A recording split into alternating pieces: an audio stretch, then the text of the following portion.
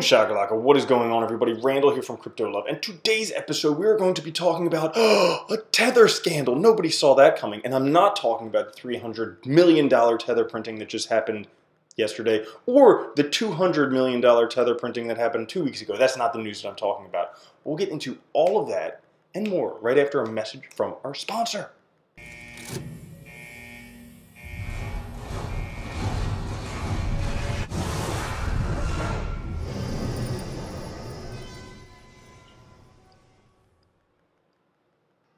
Alright guys, now that video in the beginning of the episode was thanks to Slight Crypto and also Craig Simpson for letting me know about this video.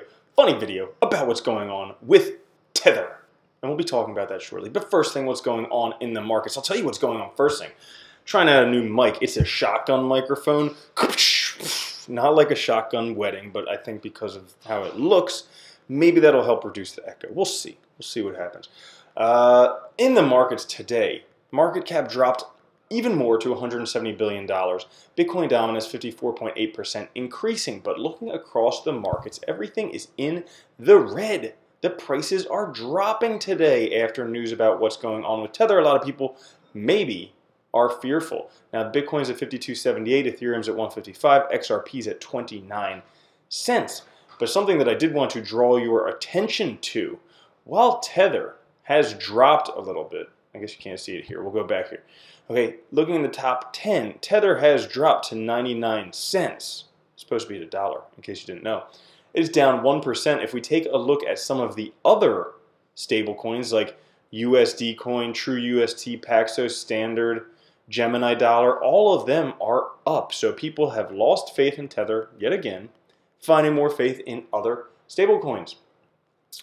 Now what's going on here in terms of the markets? Well, I'll tell you, the MACD is still saying hold stable coins, which is what I'm doing. And fortunately, you know, I got scared of Tether a while ago, so I started using TrueUSD myself. But we've been in this ascending channel for a little while, okay, bouncing off the bottom, up top, bouncing off the bottom. But this line right here, which is the 50 weekly MA, was a top right on about the 22nd or the 23rd when we had the golden cross. Now, previously, that's a time when the price will drop, because that's what happened in 2015, okay? And where will it drop? To somewhere around the 61.8 Fibonacci level, right around $4,200.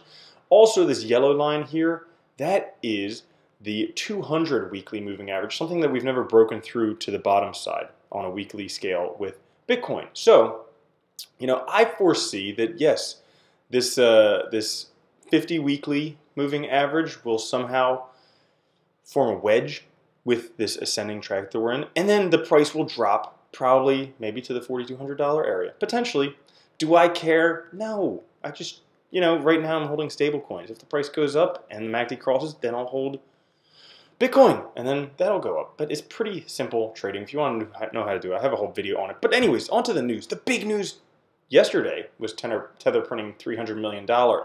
And I said how because of that, if you zoom out here, every time Tether prints money, the price drops. Tether prints, drops. Tether prints, drops. Tether prints, drops. Tether prints, we're looking for a drop. That was the news yesterday, but even bigger news today.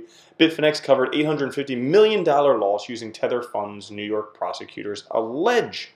So, the New York Attorney General Letitia James announced she obtained a court order against Bitfinex, the company which operates both Bitfinex and Tether, ordering to cease violating New York law and defrauding New York residents. They claim that Bitfinex lost $850 million and subsequently used funds from Tether to secretly cover the shortfall. Now, this is not just, you know, they're looking out for the best interest of everybody. I think this is kind of a personal thing between New York and Bitfinex, because if we look back in 2018, it appears to have been, the filing appears to have been driven because despite claims to the contrary, OAG has reason to believe, the Office of the Attorney General, has reason to believe that Bitfinex still allows New York-based individuals to deposit, trade, and withdraw virtual currencies and engage in other transactions on the Bitfinex trading platform. For those of you who don't know, if you live in New York, it's like impossible to do anything because they have those stupid Bitcoin laws. I forget what they're called. You can comment them down in the comments. But yeah, they make it retarded for anybody to trade Bitcoin. They didn't, and I think this is a personal thing going after Bitfinex because they're angry that people from New York can still use Bitfinex to buy, sell, and trade. They did say that they want to allow trading on Bitfinex to go on as normal. They don't want a whole injunction to stop all trading as it is. But what's really going on with this story is apparently Bitfinex needed $850 million deposited. So they went to this company called Crypto Capital, payment processor, Crypto Capital, and they gave them $850 million. Now, the problem is that Crypto Capital has somewhat run off with the funds. The funds have disappeared. They have not been able to get the funds. And because of that, Bitfinex had to cover these funds with any money that they had. They pulled money from Tether because they can just print it. I mean, that's what the central bank does when they run into a huge deficit. They just print money. What's the big difference with Bitfinex and Tether doing it? I don't exactly know. But now, it's either one, this Crypto Capital ran off with the money, or two, Bitfinex is claiming that Portuguese, Polish, and American government officials had seized the funds. But regardless, they took a line of credit of about $600 to $700 million in Tether without telling their investors, and because of that, New York thinks they're defrauding all types of people. Now, if you want, you can read this article. It is a lengthy article. You can also take a look at the court order. It states here that somewhere by about the 3rd of May 2019 at 10 a.m., they will need to appear. They'll probably just push it off. That's how lawsuits work. You just like push it off until people forget about it, until the people are no longer there, and then whatever happens.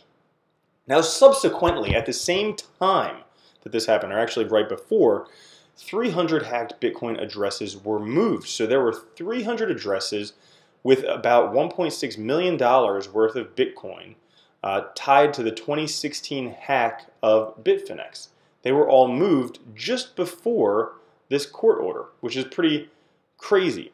Now, there's a bunch of different things in here. They're talking about how this is extremely dangerous for the entire crypto community. Bitcoin could tank below if we don't act quickly. Now, these are from October 15th of 2018, so that was a while ago. But one of the big questions coming out of this is when delist Tether? Because, you know, Tether has a whole bunch of crazy stuff. Why don't they just delist it? Well, I'll show you why they won't delist it. These are the top USDT balances, the top Tether balances. If we take a look at them, Binance, Huobi, Tether Treasury, OK Exchange, and Bittrex, all of them.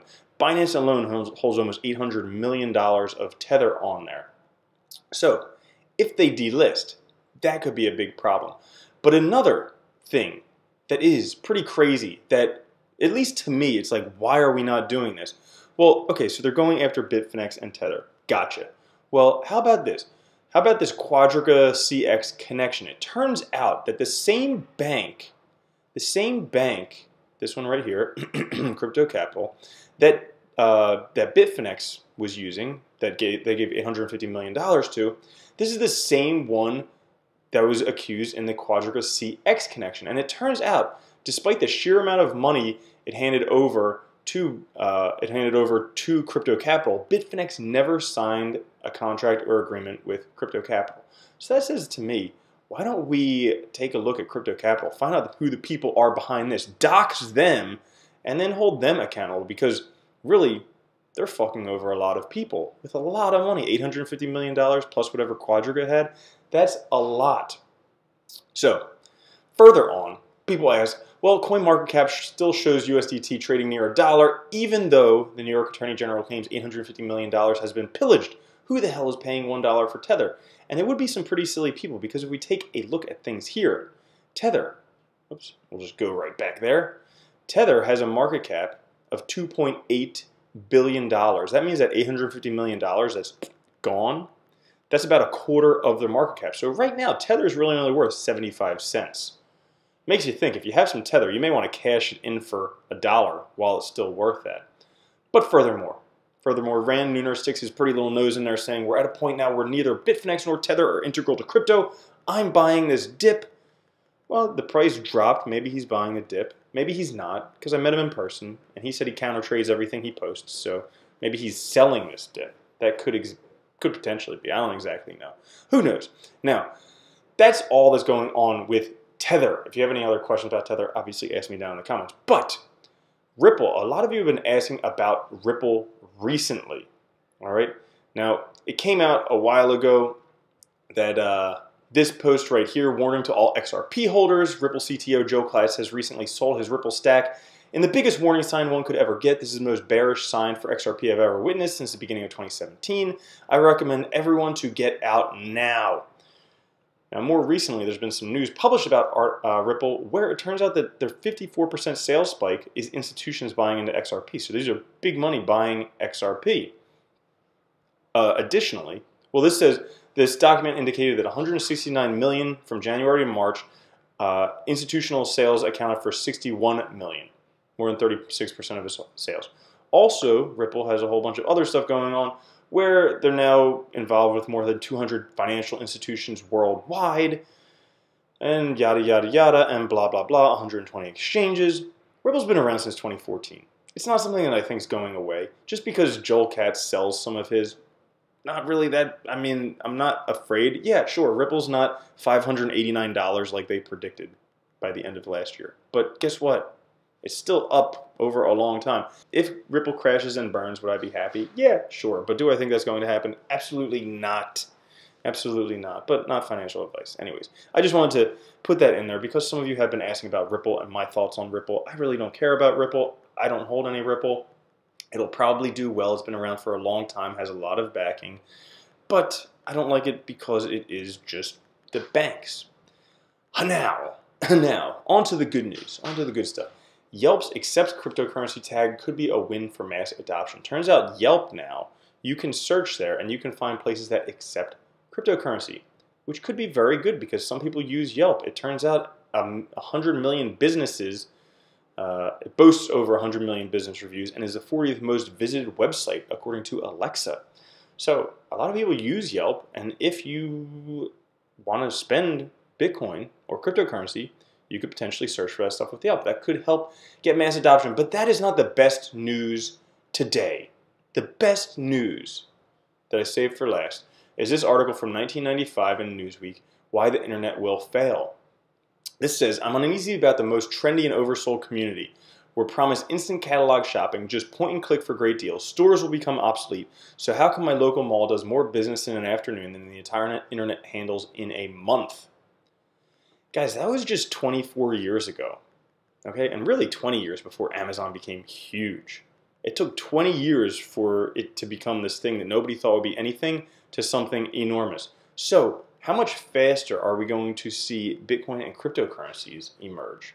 They've already had 10 years, but right now I think it's getting a lot more criticism because there's a lot more people that know about it. So potentially, I think that's good news for Bitcoin and cryptocurrency. So that's all for the episode today. Guys, thanks for watching. If you like the episode, subscribe, nuke the shit out of the like button, do whatever else, leave a nasty comment. I'll write you back how much I love you.